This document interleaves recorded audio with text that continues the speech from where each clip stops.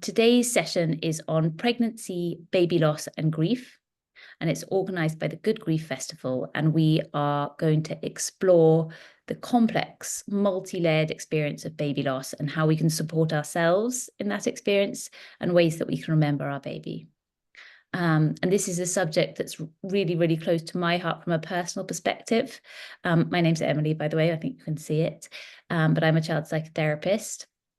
But I'm really, really thrilled to have three extraordinary panelists here today to share their wisdom and their experiences.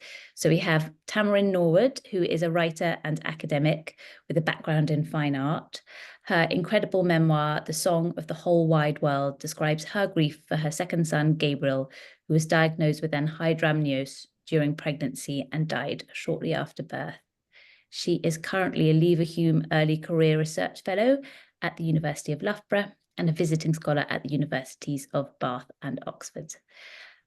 We also have Madhuri Bedi, who is the SANS Bereavement Support and Outreach Coordinator for South Asian communities. Madhuri's work includes creating positive partnerships and spearheading initiatives tailored to the unique needs of South Asian families. Having personally experienced baby loss with the death of her son Vishal a day into his life and the death of her daughter Rena, who died at 18 weeks due to a missed miscarriage, Madhuri knows firsthand the depths of grief and anguish felt when you lose a baby. And we also have Richard Boyd, who is a baby loss awareness advocate and Twins Trust Befriender, whose twin sons, Nathan and Lincoln, were stillborn in 2011. He was awarded an MBE in recognition of his sustained efforts promoting mental health in the workplace, supporting people affected by baby loss. So a huge wealth of experience and knowledge. And just to let you know that tonight is also the launch of a really beautiful booklet, which Tamarin contributed to. So it's a free online resource called Pregnancy, Baby Loss and the Grief Journey. And I think there'll be links to that in the chat that you can find, and you can find it online. It was created by a team of bereaved parents, health professionals and researchers, and it's also incredibly beautifully illustrated. So I really recommend you look at it. Tamarin, you write in your book that you are at a precipice of what a human being can endure, which to me so articulately puts the sort of unbearableness of the experience of losing a baby. And I would love to hear from you some of the kind of raw complexity, it's a big question, of emotions that you experienced after Gabriel's death. Thank you. Hello, everybody. I'm happy to see that so many people are here because this is something that we need to talk about and think about together. You know, I don't know whether the time after Gabriel's death was actually the worst time for me. I think that the time when we didn't know what was happening all the way through the pregnancy, and every 2 weeks we had new futures presented to us, each one of them more unknown, none of them welcome, may have somehow been as grief-stricken, but less secure. After our son had died, we were, it felt like the world was a new place, somehow made up of just basic elements of sorrow and feeling, and it was unrecognizable. And I remember while I was still pregnant and we were getting all those tests, I remember saying to my husband, you know, we're going to need to grow new limbs to carry the amount of sadness and grief. I don't know how the animals that we are, I don't know how these human beings are supposed to have the amount of sorrow in us. Where does it go? So yeah, I think I often think about grief as a kind of homesickness, because it isn't just the loss of somebody or something. It is a complete shift of the whole of the ground from underneath you. And I think when somebody dies who was actually living inside you, and that you were their whole world, the ground shifting is somehow even more. Let's not talk about hierarchies of grief, because there are no useful hierarchies of grief. It's not more, it is differently complicated as a kind of grief, I think. Yeah, thank you so much, Tara. I think there was a lot in that. So in a way, the not knowing was more torturous in some aspects. And like, not to say it was sort of better or worse, but the sort of agony of it was different to after he died. And what sort of it sounds like, and I think is lots of people's experience, is just the world isn't the same anymore after you've experienced a death of a baby, that your body kind of looks maybe a bit the same from the outside, but the way that you're kind of seeing the world has completely shifted. So there's that like real before and after sense. And like you say, you know, you don't have a choice but to kind of keep on existing. And yet you're also like, I don't know quite how I'm managing this or doing this. And I think that one of the ways that lots of people manage to kind of keep on going is through memory, right? Like how do we kind of hold these memories? And Richard, when we were talking earlier, a phrase that really stuck out to me was that you talked about guarding the memories of Nathan and Lincoln. And I wondered if you could, sorry, there's a siren, I don't know if you can hear that, but I wondered if you could speak to that guarding of their memories, or kind of what kind of rituals or habits that you've kind of incorporated into your life. I think I've noticed it this year particularly, where I've had quite a violent reaction to trigger warnings and content warnings. Not about relaying my experiences, but the mere mention of baby loss in any sort of space it has to be trigger warning for fear of upsetting. And that's where I think the word guarding really comes into it. Because whilst it's well-intentioned, and I understand it's there to protect other people, it feels like it's there to protect other people's discomfort rather than the person who's experiencing the discomfort of having suffered the loss. And that harrowing, as Tamarin puts, that world shift that happens with such a harrowing loss. And you do become a guardian of the memory. And I think part of it is, if you lose someone close to you, generally other people will have known that person too. You'll have shared memories that you can go, wasn't it funny when they did this? Or, oh God, wasn't it awful when they did this? Or, oh, I didn't know about this story. Let's swap. No, you tell me the story I don't know. And we'll, no, it builds a bigger picture of that person and the life that they had. With baby loss, it can feel almost abstract, like it happened to someone else when you're talking about it. And you do have to guard that memory. And you also have to be careful about what memories you're guarding. And I've said this a few times, but I have to remind myself, the danger in about talking about these things is I spend so much time talking about their deaths that I don't talk about their lives. And even though they didn't get to stay with us, they were part of our lives, and we had stories for them, and all of those things. And it's holding on to those things that makes them them. So the issue we have, I'm going from tangents, I'm aware, but one of the issues I have around the whole language around baby loss is it's inherently medical. And that introduces a distance and an abstractness to a very human experience. And it reduces your baby and babies to words which don't fully carry the full weight of what has happened and the impact. And that makes them easier to dismiss and easier to ignore. Mm-hmm. So the guarding is almost like a fierce thing. It's because if you don't do it, who else will? Until you build those allies, until you build those people who are around you, who recognize and ask you questions and are curious, you do have to guard them, because the fear is that it will only be you. Yes. And I think that really speaks to one of the complexities of baby loss, which is you lose your baby and you lose your child, and you also lose the memories that you imagined that you were going to be able to create with them. And at the same time, often society invalidates that experience. So I was pregnant with twins from an IVF, and one of the twins died at 9 weeks. And the way that the doctor told me that the baby had died was that they said that it had stopped progressing, as though it was like a, I don't know what. And I just remember thinking, no, it didn't stop progressing. It was something that had a heartbeat. It was a baby. It was what I imagined my life to be.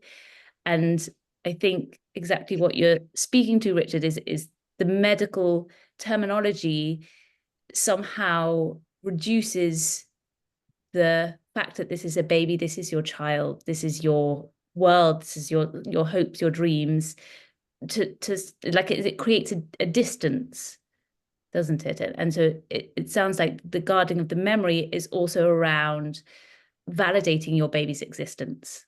And I'm not sure if you saw this week the news around that I think from now onwards you can apply for a certificate for your baby if they died before 24 weeks that you couldn't do before. And I think that is, I guess it's one step towards kind of recognizing all of these babies' lives. So thank you so much for that, Richard. And I think as a society, we're still pretty bad generally at talking about death, and particularly a death out of time, because I think there's this like almost like a fantasy or magical thinking around like, well, if I don't talk about it, somehow it's not going to happen to me. That like maybe this is it's frightening, and I want to distance myself from it. And I think different communities also manage the death of a baby differently. And Madhuri, I wondered if you could tell us a bit about your experience of your baby dying in the South Asian community and what that's been like. Yeah, absolutely, and thank you both for sharing something so personal. And I just wanted to add to what you said, that the other thing that you lose, which is so awful when you lose your baby, is you lose your title. And it's the only relationship in which you lose your title. And you're stripped of everything. And then you're stripped of those two words, which are the most beautiful words, mum, dad, ma, baba. And it's just awful, take that in. And that's just awful, So yes, South Asian community is a very feel-good community. It's a very tight community. And it's a love good news community. So when you're expecting, everyone is delighted and everyone is together. But in loss, it just becomes more under the carpet. And it's about intergenerational loss. It's about culture, religion. So much comes into it. We lost our son Vishal at 29 weeks and 4 days. Sadly, things weren't picked up in the hospital and he caught strep B, and I basically silently dilated at home. And in the morning, I had this intense pain and not realizing it's labor pain because I didn't have, not labor pain. He was trying to,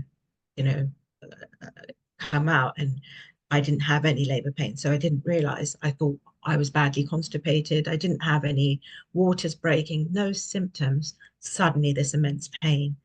And had he not been breech, he would have come out at home. But I was rushed to the hospital. I had emergency cesarean.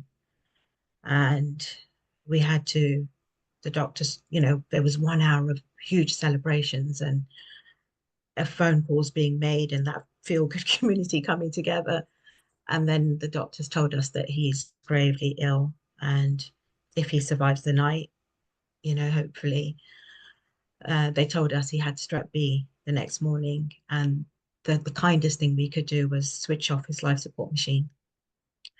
And I still, you're in such a haze and everything is autopilot. And I couldn't take in what they were saying until they told me that he's having morphine for the pain. And I thought, how can a 1-day-old baby know pain? And for me, that was it. And for my husband, switch off the life support machine. And after that, and after the funeral, everything becomes kind of, you know, I understood what Tamarin was saying. You feel like tsunami, hurricane, tornado, everything has come your way, and you still have to stand, because even though you keep falling, you have to stand, because that's what society, family, community expect from you. And in our culture, there's a lot of things that are said, and some of it I'm sure is generic, but things like it's God's will, you know. And my aunt, who I'm extremely close to, she said to me, what you do in your last life comes back to you in this life. And I was just flabbergasted to hear that.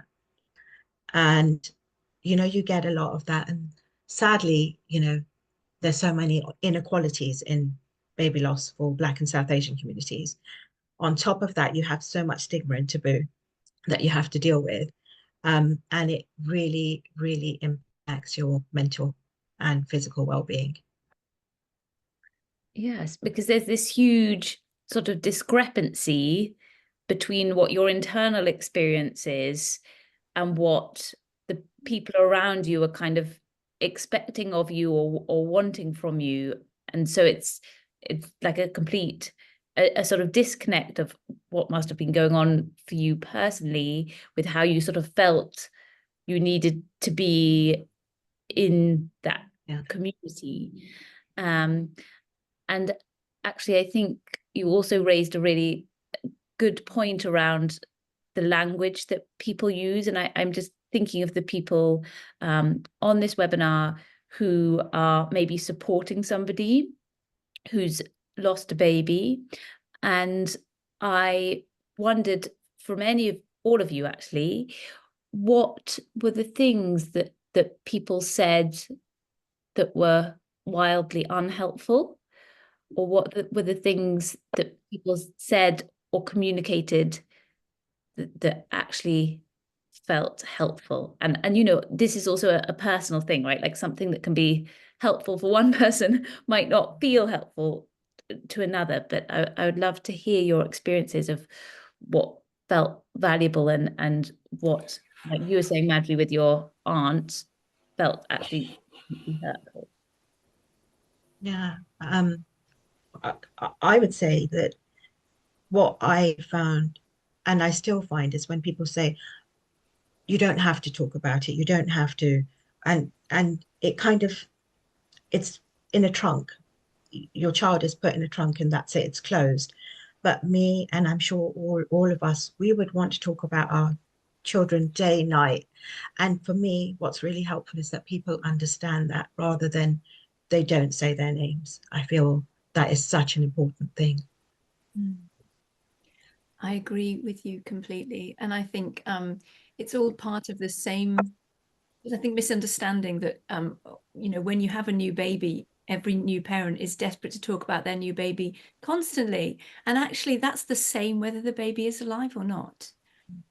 And I think there is a weirdness that creeps in your relationships with people who think that they can't treat you like the person who you are because you're now somebody different. Well, you have gone through something life-changing. The world does look different to you. But actually, if you liked receiving flowers before, you like receiving them now. If you didn't, they're irrelevant to you. And don't, you know, you want to be the same person. You don't want to lose your baby and actually your entire sort of identity as a normal person, because there is this weirdness that creeps in. And in the same way, I'm always shouting, admire the baby, you know, in the labor ward. If a baby has died, if you normally see a baby who's alive, it would be very strange to not admire the baby and say something lovely about it. So when a baby has died, if there is no acknowledgement that this is your beloved baby that could be admired and should be given the dignity. So again, it's that weirdness. Treat us as though we're normal. Treat our baby as though it's not, you know, the same things apply. And it's when the weirdness creeps in that there's a problem, I find. Mm-hmm. And I think there is a lot in the chat of other people's experiences that people have said to them, like, you're only young, you can try again. Or an unplanned pregnancy, she was told that like that was a near miss, or like you're lucky because you have other children, or better luck, all of these things. I think they come from this place of that it's really unbearable to witness somebody's pain. And so often people go to a kind of default mode of it's not that bad, but actually what most people want and need is for somebody to be available to listen, them to be available to listen, to talk about that beautiful baby, or to just stay in silence. But it's like the acknowledgement of your experience without sort of putting something on top of it, that kind of just opening the conversation, I think, often. I think that, sorry, my eyebrows are like raising through the roof reading the chat. I mean, I could say the horrible things, but I'd rather focus on the better things. I think one of the conversation we keep having around this topic, and this is what the sort of SANS thing around finding the words is about, is understanding that when you're talking to someone, not everyone is expecting a fix, and particularly for this, there is no fix. And that should be freeing in a way, because it means you don't have the burden of trying to fix someone's, because it's not a problem for you to fix. It's not a problem. It's an experience. It's not it's not a teachable moment. It's nothing like that. And I think one of the best things, I still have it, and I will always refer to it. I have a card for my best friend, and it's filled with like 2 paragraphs of like really angry writing, where he's angry at himself for not knowing what to say, for not being able to find the right words to fix, to help, to heal, because he just felt completely useless in the face of the horror. And ultimately, that was it. If you don't know what to say, you can just simply say, I don't know what to say, which is better than nothing, because you're acknowledging you don't have the answers. You're acknowledging the other person doesn't need to have answers, because even having the experiences that we have, we know there is no magic phrase that applies to everyone's experience. So the one I usually go for is, I'm sorry, and then leave a space for the next person to speak. Don't minimize, don't try and fix, don't offer solutions. I'm sorry. Yeah. And then go from there, because the other thing I sort of think about is when people say horrible things is looking at what is the intent behind it.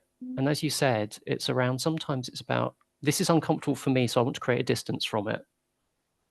And sometimes it comes from a genuine place of wanting to make someone else feel better by applying something that they would find helpful. So, for example, for some people who do have faith, sometimes I envy them, would find the God's will, God's plan thing soothing. I don't. Right. It's but like if someone's coming from that place, then I have to sort of separate. But that comes with time. That comes with a lot of time. In the initial stages, I would still be furious, but 13 years down the line, I can be more reflective. And a really lovely thing that somebody has put in the chat is a wonderful thing. A new friend said to me, I put you in my phone alongside both of your children's names, which just to me seems like quite a connection to what we've been talking about, is do what you would do if somebody had a baby, like you want to know about it, remember them. And I think that sort of moving on a little bit, one thing that I really wanted to think about is, particularly with the launch of this booklet, is about kind of meaning making. Like, how is it possible to make sense of something that, like you said, Richard, that you can't fix it, and in a way it doesn't make sense. And I think one of the most powerful ways of doing that is through narrative. And I wondered, Tamarin, if you could tell us a bit about how writing and stories can really help process grief. Yeah, I mean, it's all part of this same problem that we do find ourselves without the stories to share with our people that we know, because we don't have the life stories, and we don't have the funerals and all of the normal we may have the funerals, we may not have all of the normal rituals and things that actually you know, force us, whether we like it or not, to put ourselves into the new story that is our life. And when we talk about the loss of a baby, very often some or all of those story building blocks aren't there. And actually what we find is that families become very creative. I always think of it as emergency creativity, which sounds strange, but actually, because it would sound like in an emergency, how could creativity, something as frivolous as that, help? But it does, because actually we force ourselves to push through the absence of meanings and stories and create new meanings and stories. And so you do, you know, there are studies that show that parents describing miscarriage are using especially metaphorical language, because actually they're pushing off the edge of everyday life. And so they have to push off the edge of everyday language to create new meaning, and you know, the creation of new rituals and all of these things help to grow the kind of tiny factual clippings that we have. We may only have small memories, we may only have a few objects, we may only have fragmentary kind of images, and that's too small for the amount of meaning and importance of these people in our lives, who should be filling up all of our time and living the full expanse of a life. And so we need to do the work of making tiny things big. And I personally think that, you know, writing, I talk about it as a precision instrument to probe and capture and amplify tiny things and make them as big as they need to be. And there are lots of creative ways that people like to turn to, whether it's kind of craft or something visual, but actually people are doing it anyway. You know, the way that you'll celebrate each birthday or each milestone, people are having to make up creative stuff, just to make tiny things as big as they deserve to be. And I think that's what we're doing, really. I would love to hear some of the ways all of you have made those tiny things a big thing, like whether it's a ritual around birthdays or milestones. I'd love to hear some of the sort of creative ways that you have you do that.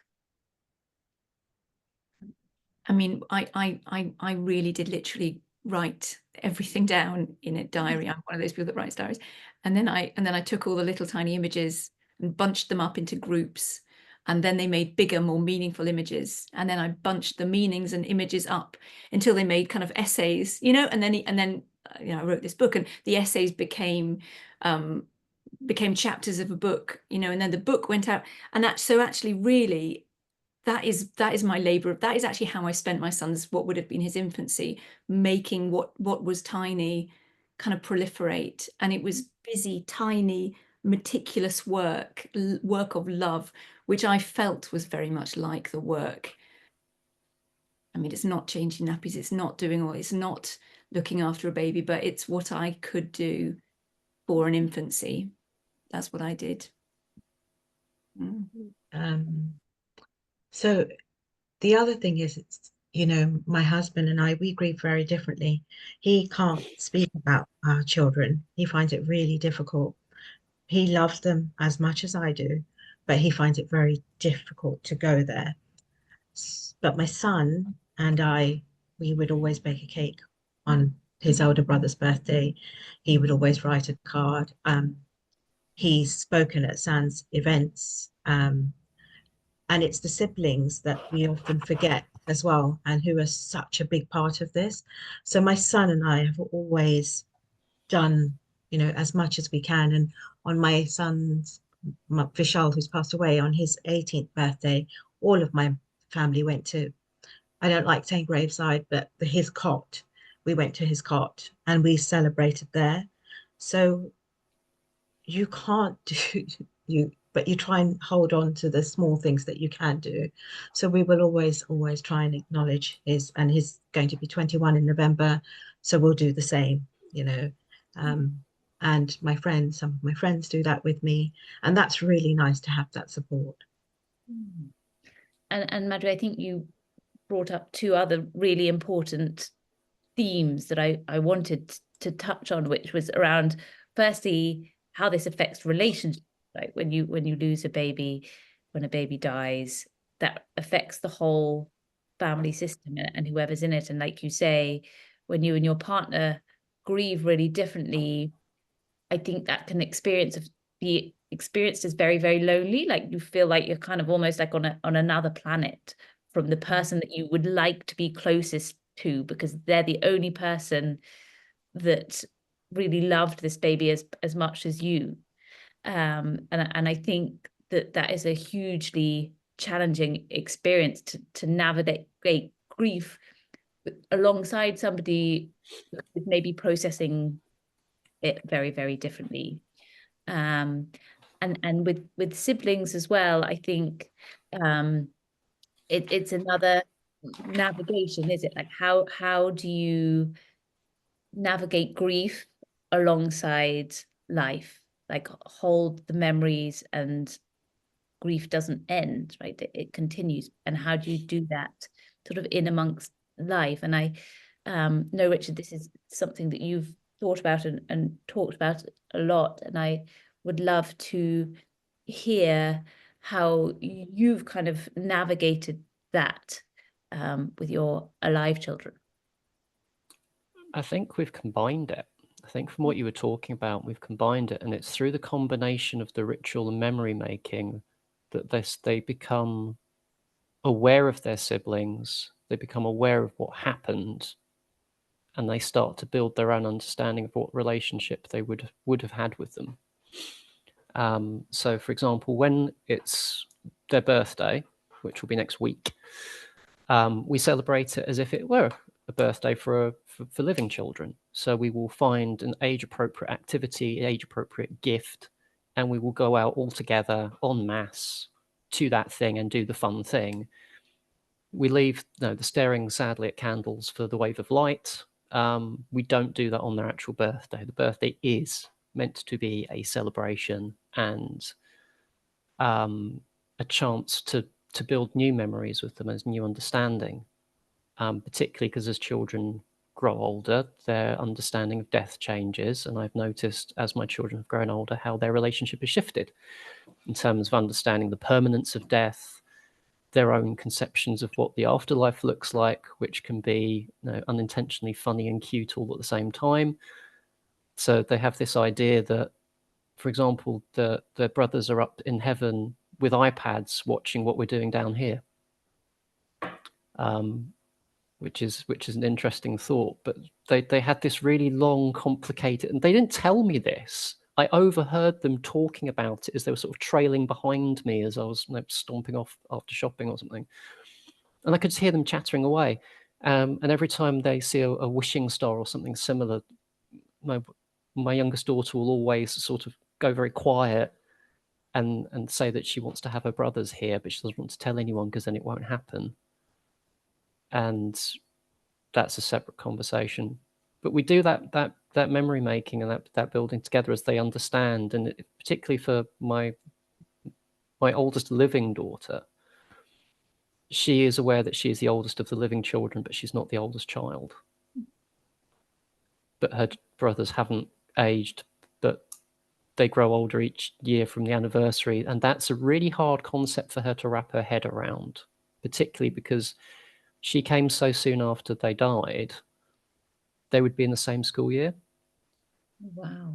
So when she was having difficulties at school, there was always that sense of, if my brothers were here, they would protect me. Or if they, the children have a falling out with each other, I bet Nathan and Lincoln wouldn't do that. They wouldn't let this happen. They wouldn't let me get bullied. And so they are starting to build those stories independently of us, which I think is the key thing, because then it shifts that feeling of burden of being the guardians of the memory as they're creating their own stories for them. So there was a time when their understanding of them was almost like ghosts. So we'd go into the bedroom and one of our children would have just shredded a book in the night. Like, and what happened here? And, Nathan went into my room at night and he destroyed this book. Like, okay. Spooky hauntings, let's go with that. But then it shifted, and then I'd find her like crouched on the floor of the hallway with their photos and a little tea light candle, making her own little mini shrine before even knowing what a shrine really was, and taking this great solemnity that was just out of step. But then that sort of thing you get with children, where it's like that moment, and then it's what's for dinner. Right, that sort of puddle jumping thing. And I think also what's so interesting about what you said, Richard, is first of all, this, that understanding of death changes. So right now you've got some children who, like some of your children, are just working out, like, how is it possible to be not here and yet be remembered? And I imagine that's where like the iPad comes in, because actually it's quite strange. Like you can see people on a screen, but they're not here. Like, how does that happen? And I wonder if that's connected, that they're sort of trying to work out, how is this possible? What does that really mean? And I think the other thing that really stood out to me is how you can really grieve somebody you never knew. So a sibling that came before you, you can love them and miss them and grieve them and imagine what life would have been like had they been there. And I think so often children's experience of that gets minimized, because there's still, for lots of people, this idea that, well, if you don't remember it, or you weren't there at the time, then somehow that lessens the impact on you. And we know that is what maybe many people would like to be true, but it really isn't true. And Tamarin and Madhuri, did you want to add anything to that from a sibling perspective? My son, he loves his brother dearly, and in our culture, you say Paya, which means elder brother. So he will never say Vishal. He'll always say Vishal Paya when he refers to him. And he will always say, I'm one of three. He'll never say I'm, he was always say I'm a child of three. And that makes me really proud that he has that in him. I find some of his friends get a bit uncomfortable when he says it. And I think it's just that journey of, what's inbuilt in people. But what's lovely is he doesn't get uncomfortable. And I think that means a lot, because he can teach people so much through that. And some people have put in the chat a really lovely piece related to the sibling perspective. If Celeste has written that, and then Madhuri, I think you've put the link to the memory boxes that people can get from SANS.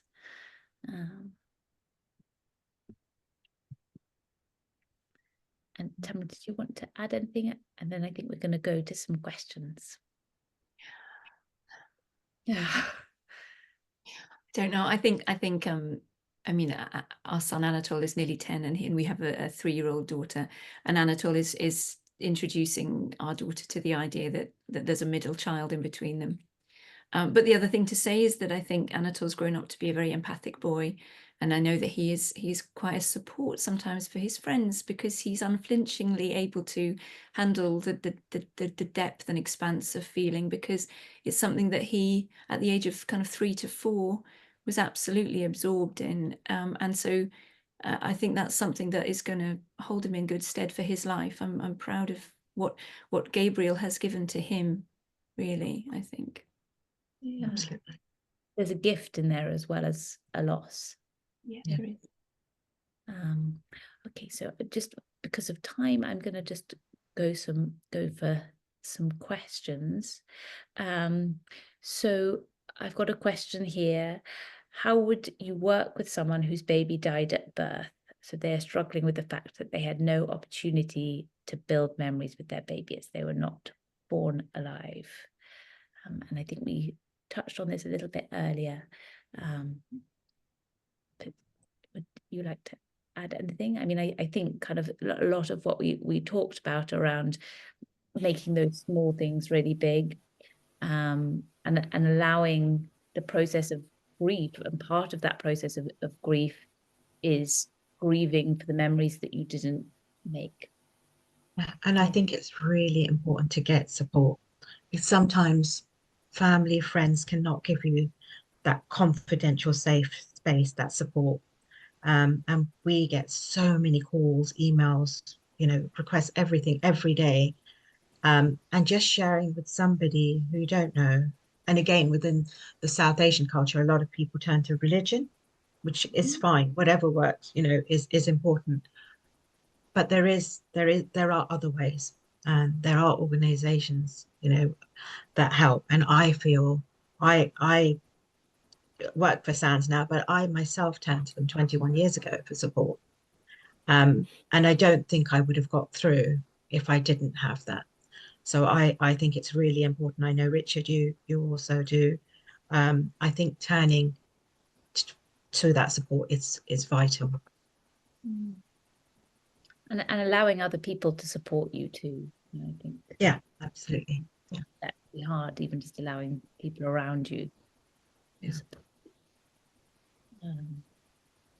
Thinking about that question, I wonder also whether when we're thinking about grieving the loss of somebody that you don't have memories of, well, something that I've thought about is the way that there are many people that we love, and when we think about or experience our love for them, it doesn't necessarily tie on to any tangible memories or things or anything that we might be able to name, but that it is more a feeling or a sensation.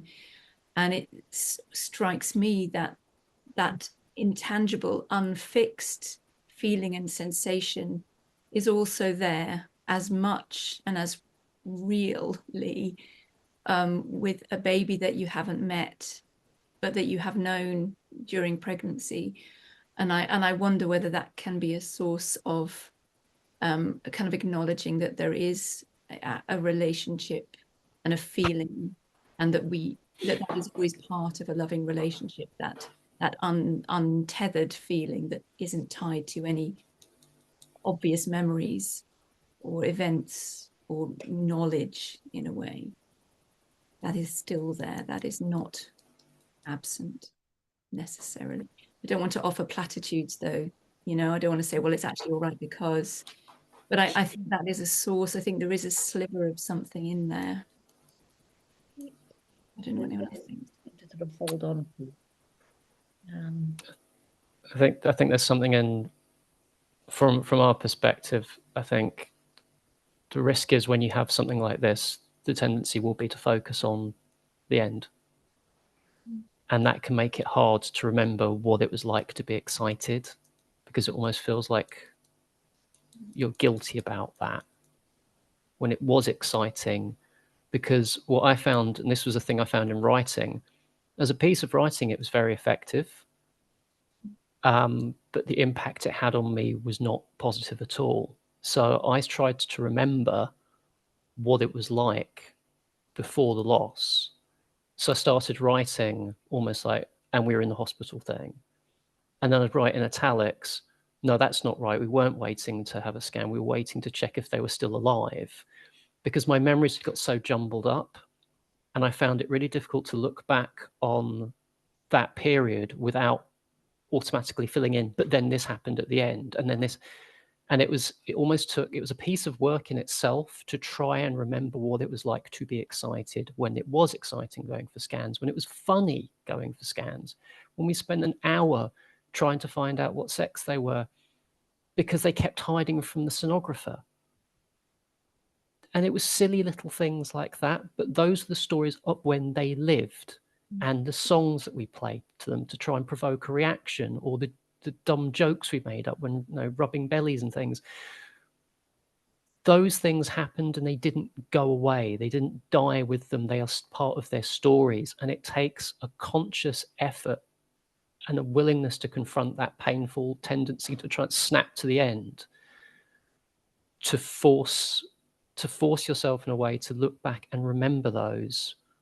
Their journey is as tiny commuters, mischievous in the womb.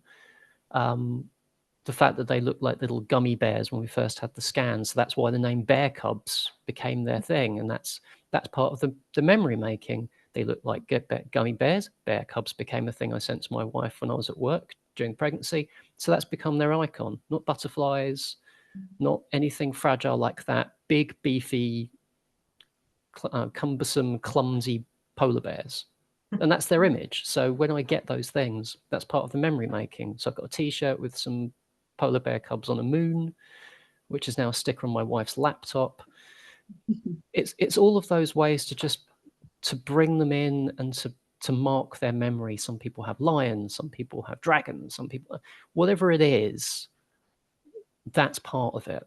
It's that building memories and keeping that continuing bond in a way that you can, if I'm having a rough day, when I was going into the office and I wanted to look smart, I would wear my polar bear cufflinks, because that was the way of connecting with them, even if I was in work. And now it's wearing a polar bear t-shirt. And if me and my wife are both wearing a polar bear t-shirt, and we both know that it's time for a check-in. And thank you so much. We also have some questions around what your thoughts are for people who are not able to become pregnant and keep hoping and waiting in cycles of trying to become pregnant.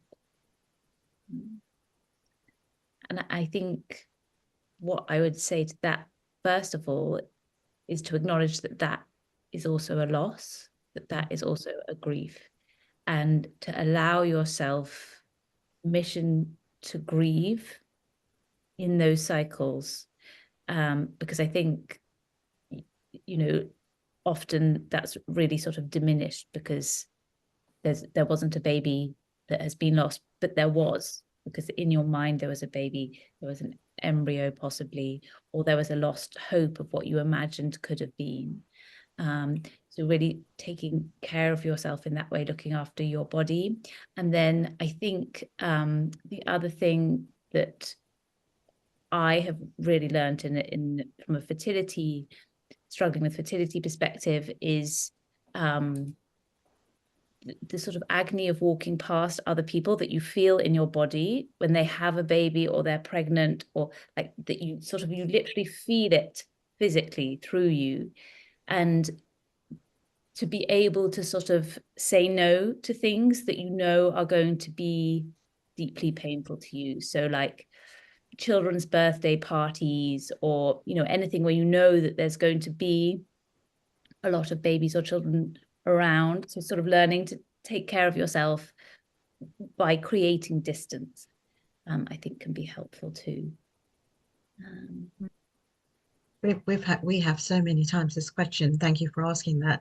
We have so many people come on and on our helpline, and they say, my family doesn't understand. They want me to go to my sister-in-law's son's first birthday, or all my friends are having babies, and it's so hard. And you're so right, every single time that period comes, it's a loss. But I think it is about just looking after yourself, and that's so hard, because when you are in this constant cycle of every month, you forget yourself, you lose yourself, and it becomes really difficult. But again, I would say, reach out for support, speak to your nearest and dearest, who hopefully will understand, because it's just so hard. The question here: my sister will not talk about her miscarriages and has started avoiding me and my family. She is now 44 and I think is grieving the fact that she might not be a mum. I'm not sure what to do. Whenever I try to talk to her, she says she doesn't want to talk about it. Do you have any advice? Sure. Again, I can answer that just from the experiences we've had. There's no right or wrong way to grieve, and for some people it's too hard to speak about. Like I was saying about my husband, he can't. But maybe what you can do is, maybe you can tell your sister that you want to remember your niece or your nephew, and you've got a memory box or something, so that every year you can honor that baby, because that child was equally your niece or nephew. You have that relationship, and maybe through that she then is able to open up herself. We get so many aunts, uncles, grandparents calling us for support and asking us this question.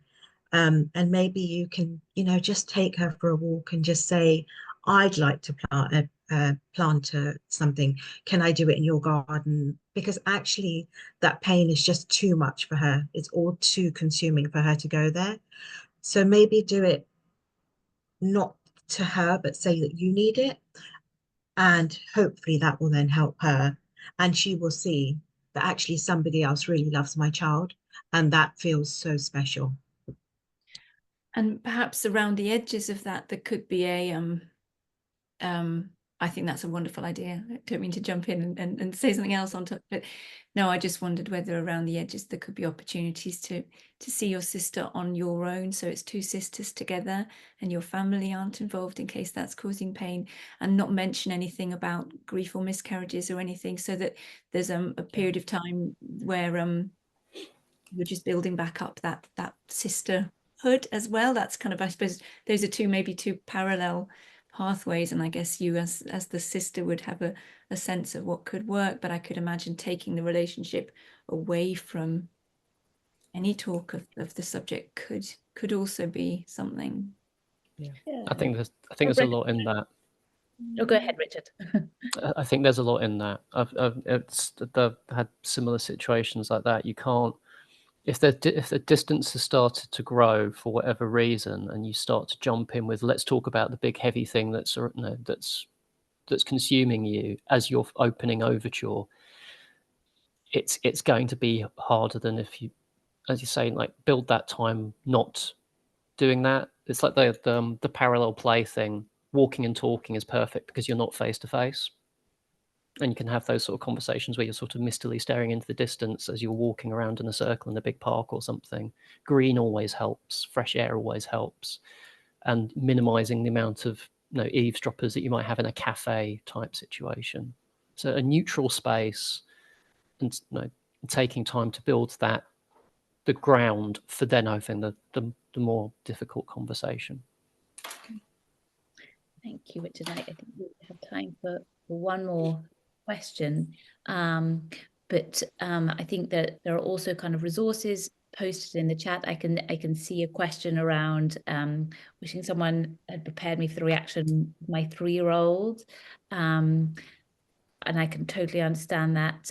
Child Bereavement UK has really great resources around how to talk to children and how to sort of anticipate what their reactions might be and developmental understandings of death at different ages.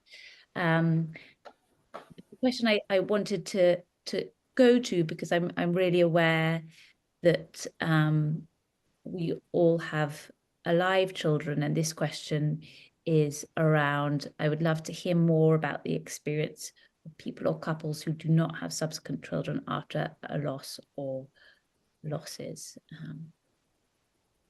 And I think that's a really important question. Yeah. I think if we're looking to the signpost, then one of the ones I've seen is quite useful is Jodie Day's Gateway Women.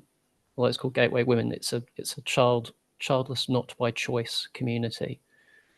So it covers all the different permutations of because I'm always aware when we talk about things like pregnancy after loss and rainbow children, that the counter is always, there isn't always a rainbow, and have to be very aware in the sort of the work and support that we do that is, and that it can be incredibly isolating and lonely and miserable. So having access to services where you've got people who you don't have to explain that to. Peer support is so important at not having to justify why you feel the way you do, or having to explain why you feel the way you do. You're just talking to someone at a similar level. You've got that straight away, and then you can get into whatever it is that you're trying to find support in, or if you kick around ideas to try and work out how to manage situations. Peer support, I think, is incredibly helpful. And also to recognize that when you reach a point where you realize that it might be that you are not going to have a child in the way that you imagined, then that is also a bereavement. So to sort of treat that in and of itself as a bereavement. And I think sort of taking care of yourself in the same way as you would have when you've had other losses. And it's how people also perceive you as well. Yes, that you're happens, right. and that's such an important thing. And again, in our culture, it can be seen like, oh, not a woman, you're not. There's so many things. There's so many layers to all of these questions, aren't they? But yeah. And yes, the other thing that we sort of didn't touch on that we don't have time to is also around, that I think relates to this question, is around your relationship with your body. When you're not able to carry a child, the complexity of that, your like relationship with self and identity. And I wish we had more time to cover these really painful but really, really important subjects. But for right now, I just wanted to say thank you so much to Madhuri, Tamarin, and Richard, and also thank you so much for all the people who have joined us today. It's been a really rich conversation, which I have definitely learned things as well. So I hope you can take something from it.